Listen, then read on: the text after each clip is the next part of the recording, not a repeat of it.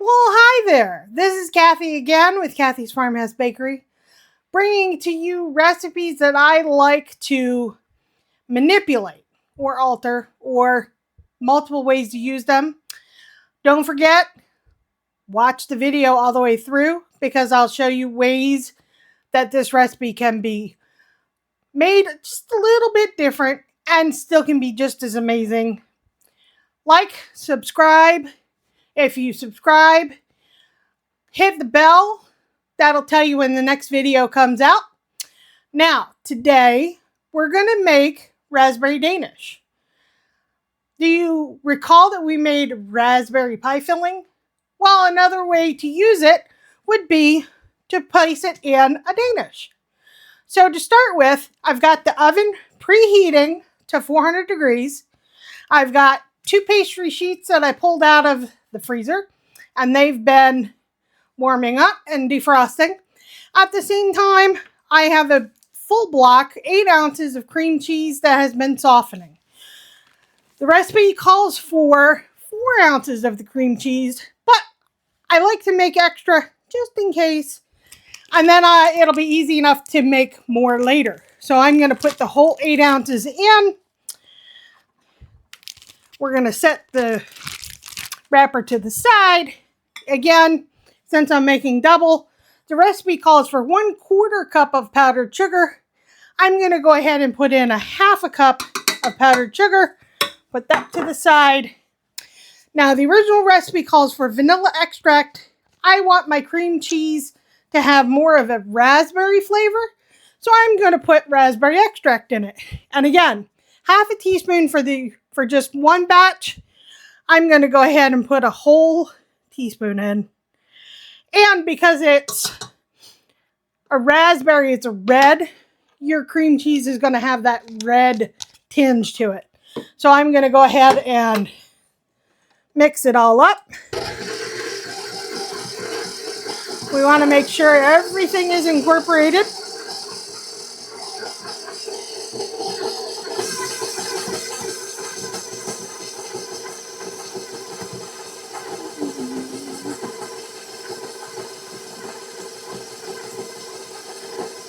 I'm going to stop in a minute.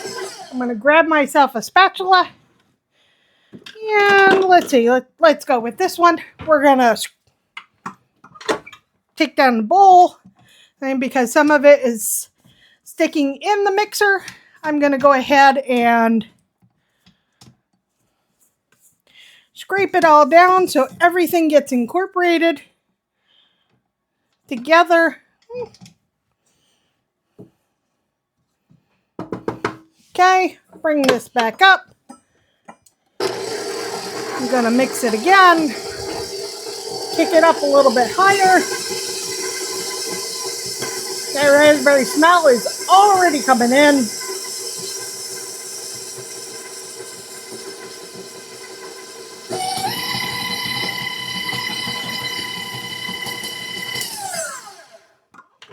Alrighty, so I'm going to go ahead and take this off.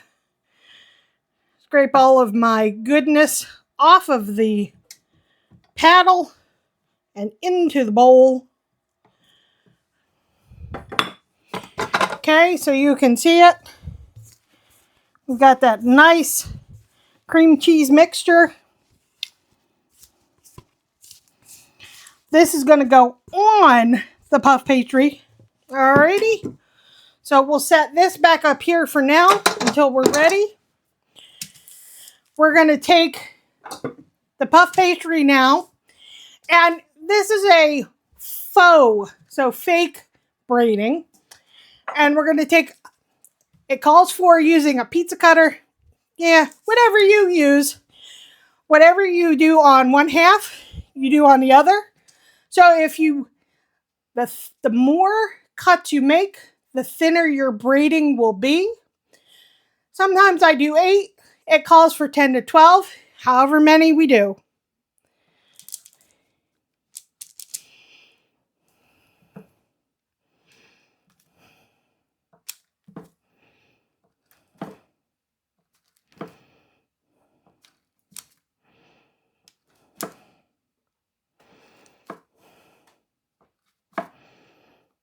Okay, so on the other side, I'll whip this bad boy around, and we're going to try and match up 1, 2,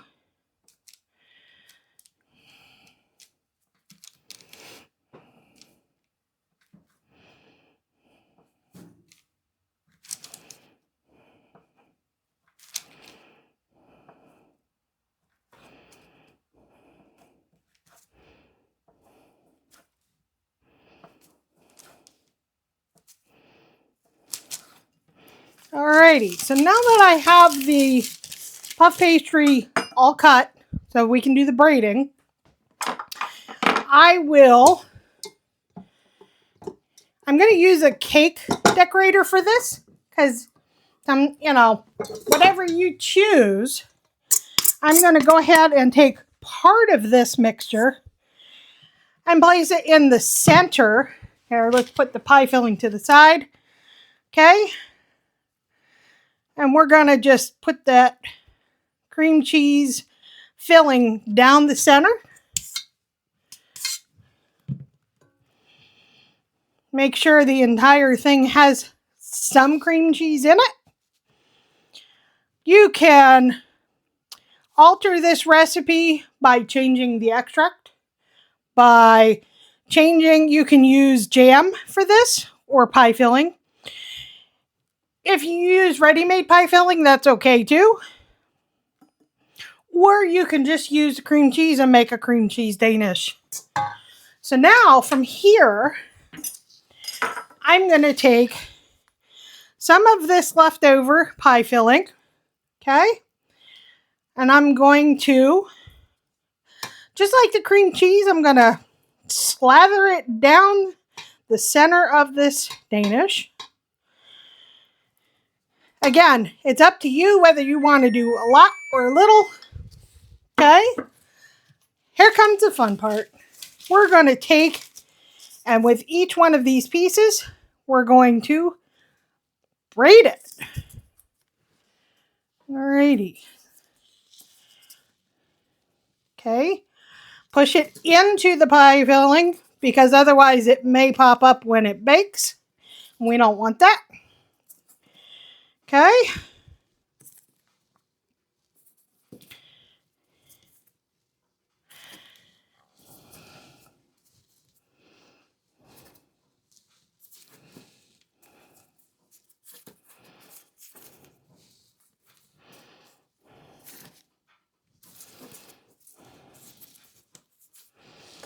Let's see.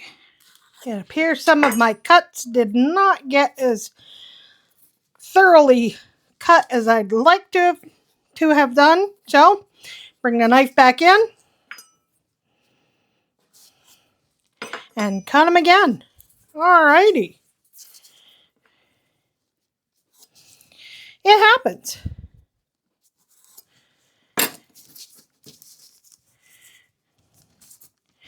Okay, you are going to have extra at the end here. You can go ahead and just cut those pieces off. Okay, I'll go ahead and put those aside for now.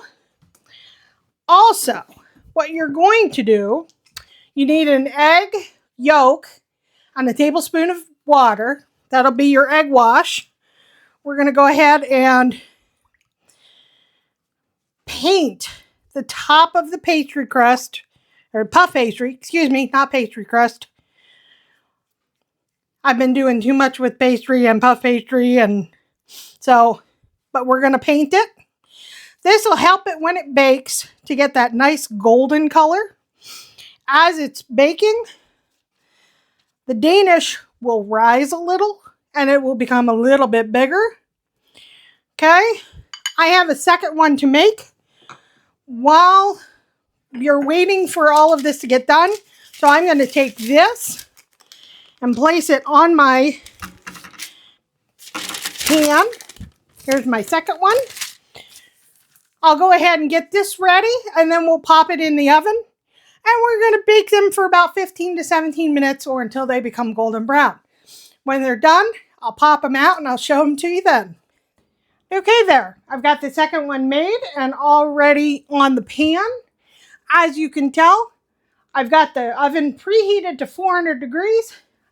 I'm going to go ahead and place this in there. Okay, I'm going to then put the timer on. We'll put it on for 15 minutes and get it started. And we'll see what happens when it's done. See how golden brown it is. All right, we're back. We're getting ready. The timer just beeped. We're going to pull this bad boy out. Okay, we've got some nice golden brown on it. It could probably go in for a little bit longer, but we'll keep it that way. As you can see, that puff pastry puffed up and got a little bit whiter. Turn that oven off. Now, normally, you would go ahead and let this cool down a little bit before putting the glaze in and cutting it up. We're not going to do that here. I've got some glaze, and I'm going to go ahead and glaze it on up. Now, as it cools off, you'll notice that things will start, your glaze will harden up a little bit. Okay, nice and glazed up. Now I'm going to take a piece of it so you can see it. You know, cut it into whatever pieces that you'd like. All right, pan is still warm. I'm going to go ahead and make sure it gets cut.